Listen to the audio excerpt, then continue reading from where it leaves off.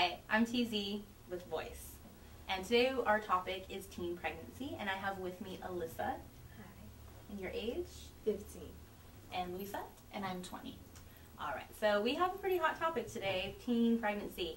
So we've kind of been inundated with the media lately on Jamie Lynn Spears, 16 years old, having a baby. So I want to talk about your thoughts. What do you think about education for teens, and are we glorifying young mothers? So let's talk real quick about the education.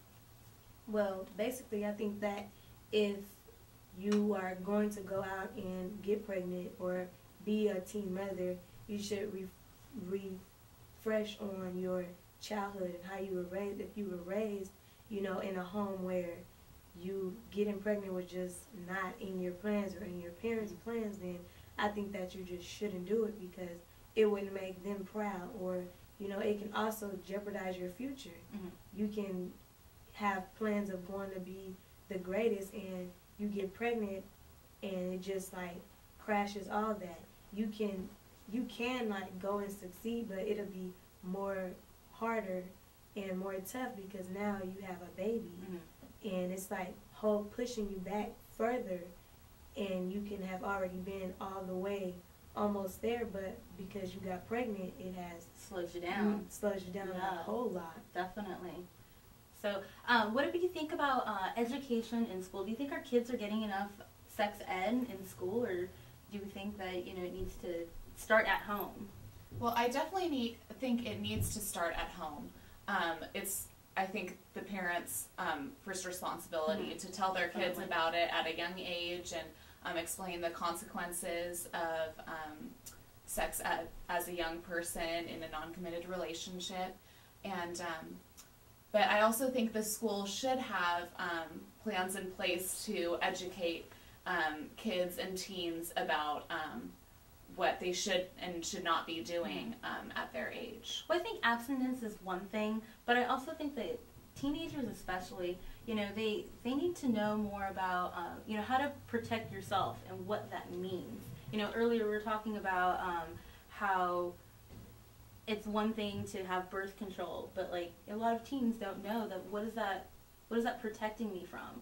So I think that if, parents, and right now with Jamie Lynn Spears being pregnant, it's a good time to sit down with teenage girls, or even a 10-year-old who watches the show, and open a dialogue between mother and daughter or father and daughter, however, as a family, to kind of like expose those types of issues. And how early do you think that this should start? Like what age?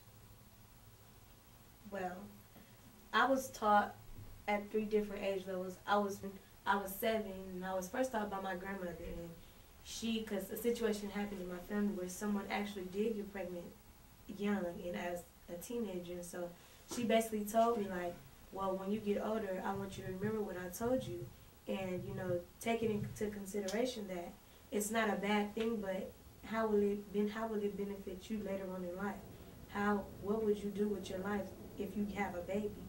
And that's basically what she taught me, and it's like now it's more helpful because I know more and more young women my age are becoming pregnant. It's like she set the goal and the example for me to know, well, that's not right, so I'm just not going to do it. I think it's a very good point that, starting down at an early age, I think is very important. I'm kind of continuing it, like, okay, at 7, and now you're a little older, and you're going to middle school, and now you're going to high school. And I think it should be something that where, parents need to get over the awkwardness of it and, take the responsibility and definitely sit their child down, especially their daughters.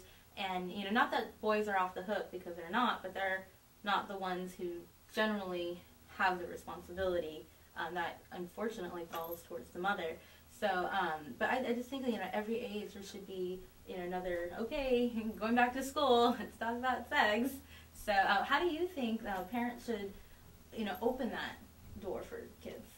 Well, I think especially when kids have questions, if their parents are there for them in every other area of their life, then they'll feel open in coming to their parents with these questions. And I think that's a good way for parents to open up conversation about it, is like, do you have any questions about this? Like, probably get kind of an idea of what's going on in their own life. So I think it's up to parents to initiate these questions about what's going on in their kids' lives and how they feel about sex and when they think is a good time for it. And then the parents can in turn give their opinion and their thoughts on making these decisions and maybe even, open up about their own lives and their own experiences.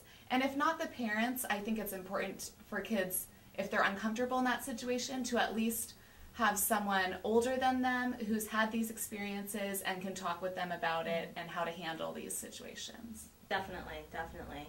I also think, with teenagers, you can talk to them, but, what do you do in that situation? Like, if a guy ever, asks, I would have to, look at him like something was really wrong. Because it's just like, how dare you? I don't care, if you're my boyfriend or anything like that. Because it's just like, no. And it's funny because it's always, when the answer is no, it's a big problem. Well, you just shouldn't have asked. If you didn't want the right answer, you shouldn't have asked. And it's, most of the time, it's also the way you carry yourself. If you carry yourself out there and real wild, they gonna suspect, oh, well, let's go ask her. And it's all in the way that you put it. You can just say, well, no. Come back the next day, and it's like, no matter how hard you try to block that thought, it's always gonna come back up. If you see him walking the halls or something, he gonna always look at you and say, oh yeah, that's that girl. Yeah, definitely. So you just have to, say no, live with it. If he can't, oh well, you gotta move on with life. Can't be stuck. Now, do you feel pressure maybe by your group of girls at school that, maybe this is something that everybody's doing? Well, no, not necessarily, because I know how not to give into peer pressure. Certain situations, yeah, but this teenage pregnancy thing, I know, without a doubt, I can't do it. Yeah. So not even if I was pressured to the last drop of a dime, I know, no, I can't do it, no matter how much pressure you put on me. And it's like, a lot of my friends, they do it. And they don't get pregnant, but they do the whole sex thing. And it's like, and it's not for you. It's just like, okay. And they talk to me about it all the time. And I'm like, oh, okay, that's nice. And it comes to show, how you were raised. I wasn't raised like that, so I'm just not going to do it. Good for you. And how about for you, Lisa? Do you have any thoughts on that?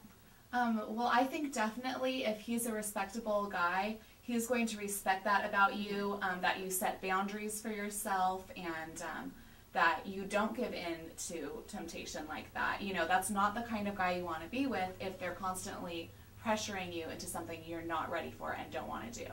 So I think it's very important just to not get in those situations at all. Just always set clear boundaries for yourself and in your dating life and everything like that. Yeah, definitely. The respect has to start from within. So, well, that's all the time we have. This is great dialogue.